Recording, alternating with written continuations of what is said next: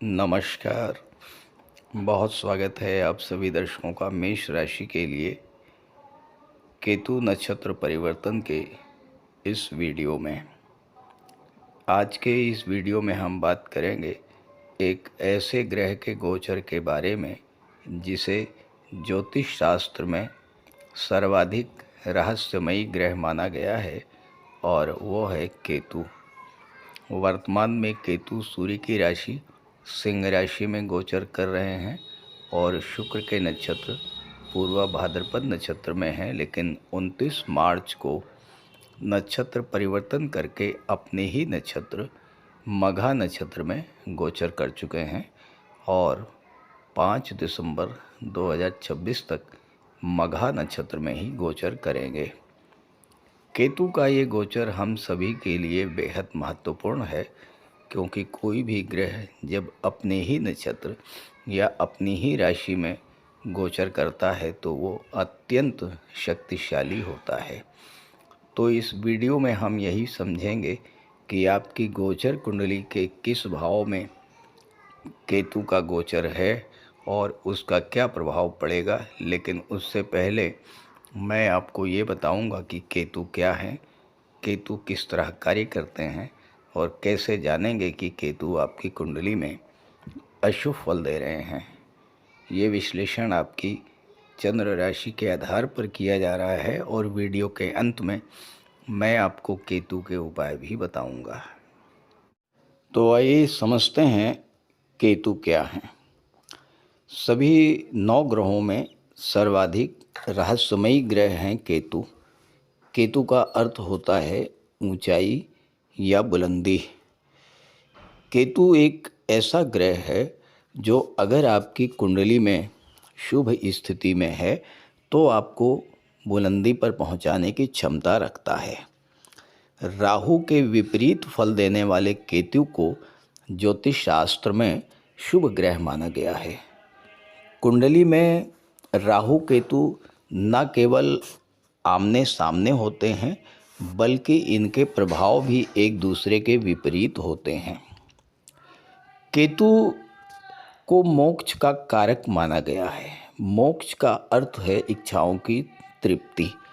जब सभी इच्छाएं पूरी हो जाती हैं तो वो मोक्ष की स्थिति बनती है। केतु को आकस्मिक घटनाओं का कारक भी माना गया है।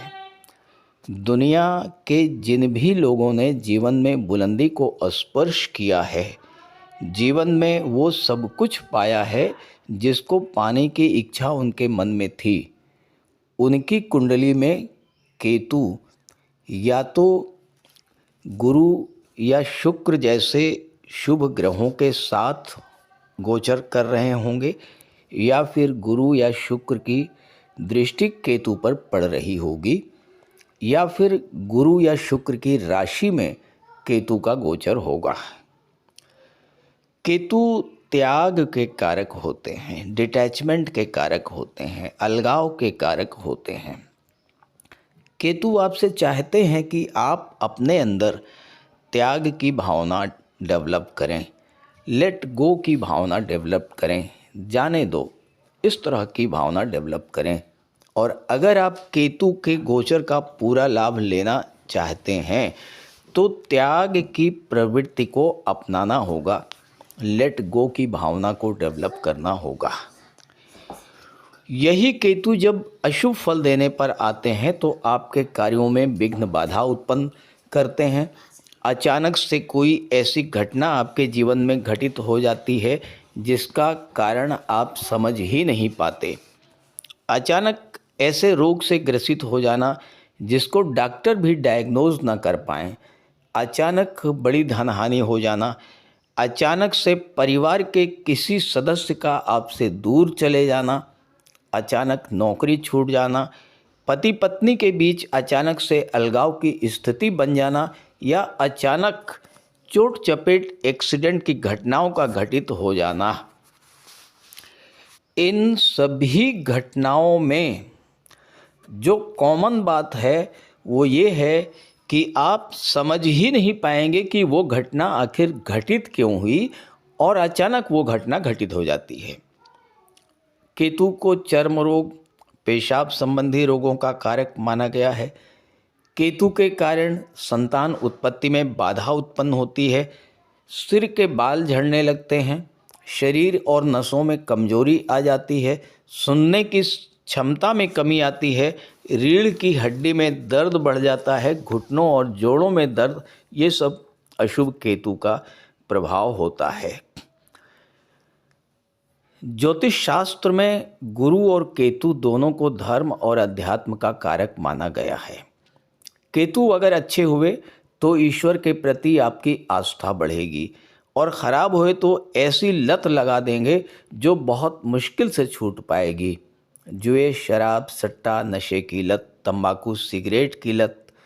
और अशुभ केतु के कारण कुछ लोगों पर गलत आरोप भी लगते हैं। सांप, बिच्छू का काटना, कुत्ते का काटना, ये सब केतु के कारण होता है। केतु की एक बड़ी विशेषता है कि जिस भाव में केतु का गोचर है, अगर आप उस भाव से संबंधित चीज़ों को पाना चाहते हैं तो उन चीज़ों के पीछे भागना छोड़ दें। केतु आपको वो चीज़ स्वतः प्रदान कर देगा। और दूसरी बात, जिस भाव में केतु का गोचर है उस भाव से संबंधित चीज़ों की गोपनीयता बना कर रखें, सीक्रेसी मेंटेन रखें। अगर धन भाव में केतु का गोचर है तो आपको अपनी वेल्थ के बारे में, प्रॉपर्टी के बारे में किसी को शेयर नहीं करना है। साथ ही धन के पीछे भागना बंद कर दें, धन स्वतः आपके पास आ जाएगा। तो इन सब लक्षणों से आप समझ सकते हैं कि केतु आपकी कुंडली में शुभ हैं या अशुभ हैं, और उसी के अनुसार आप उपाय कीजिएगा। अब आइए समझते हैं कि आपकी गोचर कुंडली के किस भाव में केतु का गोचर है और उसका क्या प्रभाव पड़ेगा। तो ये है मेष राशि के जातकों की कुंडली। केतु का गोचर आपकी कुंडली के 5वें भाव में है। कुंडली का सर्वाधिक शुभ भाव, क्योंकि 5वां भाव जो है ये आपके पूर्व संचित कर्मों को दर्शाता है, और केतु का संबंध भी पूर्व जन्म से ही होता है। केतु एक सन्यासी, एक साधु, एक महात्मा का स्वरूप हैं। धर्म अध्यात्म के कारक हैं, मोक्ष के कारक हैं, धर्म की ध्वजा है केतु। और ऐसा ग्रह मेष राशि की कुंडली में 5वें भाव में जब गोचर करेगा तो केतु का ये गोचर मेष राशि के जातकों के जीवन में एक बड़ा परिवर्तन लेकर के आएगा। देखिए, केतु का गोचर सिंह राशि में है। सिंह राशि सूर्य की राशि है, सूर्य राजा हैं, और केतु जिस नक्षत्र में जा रहे हैं उसका सिंबल है, उसका संकेत है राज सिंहासन। तो एक महात्मा, एक साधु, एक सन्यासी जब राज सिंहासन पर बैठेगा तो क्या करेगा? वो सिर्फ और सिर्फ आपका कल्याण करेगा। आपको भी एक बड़ा सिंहासन दिला पाएगा, एक बड़ी उन्नति आपके जीवन में लेकर के आएगी। देखिए, कोई भी राशि, कोई भी ग्रह अपनी राशि में, अपने नक्षत्र में, यानी अपने घर में जब गोचर करता है तो वो बहुत ही कंफर्टेबल महसूस करता है। और यहाँ पर केतु अपनी है नक्षत्र में आएंगे तो बहुत ही इजी गोइंग काम करेंगे। केतु 5म भाव में है, और कुंडली का लग्न भाव, 5वां भाव और 9वां भाव जो है ये कहा जाता है धर्म त्रिकोण। और इसी त्रिकोण में केतु का गोचर है जो कि धर्म के कारक हैं। अब देखिए, लग्नेश मंगल हैं, 5म के स्वामी सूर्य हैं, और भाग्य के 9म के स्वामी गुरु हैं, और तीनों ही मेष राशि के जातकों के लिए प्रबल योग कारक ग्रह बनते हैं। तो धर्म त्रिकोण के भाव में गोचर कर रहे हैं। 5म भाव को जागृत करेंगे तो जो हम कार्य सोच रहे हैं या जो कार्य हमारे मन में काफ़ी दिनों से चला आ रहा है, लंबे समय से हम जिस कार्य को कर रहे हैं और अगर वो कार्य पूरा नहीं हो पाया या वो कार्य आप शुरू नहीं कर पाए, तो आने वाले 8 महीनों का जो समय है, 5 दिसंबर तक उस कार्य को आप शुरू भी कर पाएंगे और उस कार्य को पूरा भी कर पाएंगे। आपके अंदर धर्म अध्यात्म के प्रति रुचि जागृत करेंगे इस समय केतु, और आपकी क्रिएटिविटी को बूस्ट करेंगे। 5वां भाव जो है शिक्षा का होता है, क्रिएटिविटी का होता है। और केतु क्या है? केतु डीप नॉलेज के कारक हैं। तो आप अपने क्षेत्र में ख़ास करके अगर आप शिक्षा से जुड़े हुए हैं या किसी क्रिएटिव फील्ड से जुड़े हुए हैं, तो यहाँ पर केतु आपके लिए बहुत अच्छा फल प्रदान करेंगे। आपकी क्रिएटिविटी को बूस्टअप करेंगे, आपके ज्ञान में वृद्धि करेंगे। आप अपने कार्य को बहुत सूक्ष्मता के साथ और बहुत गहराई के साथ करने का कार्य करेंगे। 5वां भाव संतान का होता है और संतान से जुड़ा हुआ कोई बड़ा और महत्वपूर्ण कार्य इस गोचर काल में होने जा रहा है। जब भी केतु 5म भाव में गोचर करते हैं तो यहाँ पर कुल दीपक योग बनाते हैं, यानी संतान की प्राप्ति के लिए एक बहुत अच्छा योग बन रहा है। साथ ही साथ आपके संतान की उन्नति के लिए भी इससे बेहतर समय नहीं हो सकता है। आपके जो बच्चे हैं, आपके जो संतान हैं, इस समय कुल दीपक की भांति आपके परिवार के नाम को रोशन करेंगे। 5म भाव लव रिलेशंस का होता है। केतु ब्रेकर हैं, रुकावट पैदा करते हैं। तो केतु यहाँ पर ये आपको कहना चाह रहे हैं कि अगर अपने रिलेशंस में बहुत ज़्यादा तेज़ी के साथ आगे बढ़ रहे हैं आप, अगर आप बहुत फास्ट गति से अपने रिलेशंस को बढ़ा रहे हैं, तो केतु कहता है कि थोड़ा सा रुकिए, बहुत जल्दबाजी मत कीजिए और एक स्लो प्रोसेस में आगे बढ़िए, एक दूसरे को अच्छे ढंग से समझिए।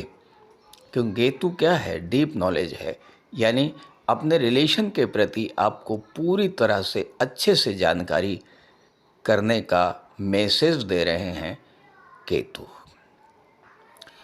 अब यहाँ पर देखिए, जहाँ पर केतु बैठते हैं उसके ठीक सामने राहु बैठते हैं। राहु बैठे हैं आपकी कुंडली में 11वें भाव में, और 11वां भाव आपकी इच्छा पूर्ति का होता है, लाभों का होता है। केतु क्या करेगा? केतु आपको बड़े सपने दिखाएगा। आपको कोई बड़ा लाभ चाहिए, कोई बड़ा पैसा चाहिए, कोई बड़ी इच्छा आप अपनी पूरी करना चाहते हैं, लेकिन वो सपना, वो इच्छा कैसे पूरी होगी? केतु क्या है? केतु रूट्स को दर्शाते हैं, जड़ों को दर्शाते हैं। इसलिए राहु जो चाहता है उसे आप तभी प्राप्त कर पाएंगे जब आप केतु को मजबूत करेंगे, यानी अपनी जड़ों को मजबूत करेंगे, यानी अपने बेस को मजबूत करेंगे, तब आप अपने मनोवांछित लक्ष्य को प्राप्त कर पाएंगे।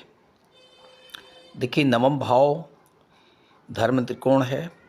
9वां भाव के स्वामी गुरु हैं जो धर्म और सत्कर्म के कारक हैं। केतु का पूरा लाभ अगर आप लेना चाहते हैं तो कम से कम एक बार किसी धार्मिक यात्रा पर, किसी तीर्थ यात्रा पर ज़रूर जाइएगा। उससे आपको बहुत बड़ा लाभ प्राप्त होगा। तो इस तरह से मेष राशि के जातकों के लिए केतु का ये गोचर बहुत अच्छा फल देने जा रहा है। आप इस गोचर का लाभ उठाइए। ये वीडियो, ये जानकारी अपने साथियों मित्रों को ज़रूर शेयर कीजिए साथ ही साथ अगर आप मुझसे संपर्क करना चाहते हैं, अपनी कुंडली का विश्लेषण कराना चाहते हैं, तो इसी वीडियो के डिस्क्रिप्शन बॉक्स में मैंने व्हाट्सएप नंबर दे दिया है, आप वहां पर संपर्क कर सकते हैं। और स्क्रीन पर भी मैं अपना नंबर लिख दे रहा हूँ, 9058144128। तो इस नंबर पर आप संपर्क कर सकते हैं। आइए बात करते हैं केतु के उपायों पर। आपकी जन्म कुंडली में केतु अगर खराब हैं या खराब फल दे रहे हैं तो केतु महाराज को कैसे प्रसन्न करें। देखिए, केतु के पास केवल धड़ है, सिर नहीं है। तो आप जितना अधिक दिव्यांग जनों की मदद करेंगे, दिव्यांग जनों की सेवा करेंगे, दिव्यांग जनों की देखभाल करेंगे, केतु उतना ही आपसे प्रसन्न होंगे। केतु को कुत्ते का स्वरूप माना गया है। अगर आप घर में एक काला कुत्ता पालते हैं या स्ट्रीट डॉग्स को भोजन कराते हैं तो इससे भी केतु प्रसन्न होते हैं। इसके अलावा भगवान श्री गणेश की पूजा करें, गणेश अथर्वशीर्ष का पाठ करें हर बुधवार को। शनिवार को केतु के मंत्र का जाप करें, ओम कें केतवे नमः। माथे पर केसर का तिलक लगाएं और तुलसी की माला धारण करें। साथ ही साथ काले या भूरे रंग के कंबल का दान करें और किसी योग्य ज्योतिषी की सलाह लेकर के लहसुनिया भी आप धारण कर सकते हैं। ये सब उपाय करेंगे तो केतु आपको शुभ फल प्रदान करेंगे और आपको जीवन में बुलंदी की प्राप्ति होगी। आप जीवन में ऊंचाइयों को स्पर्श करेंगे।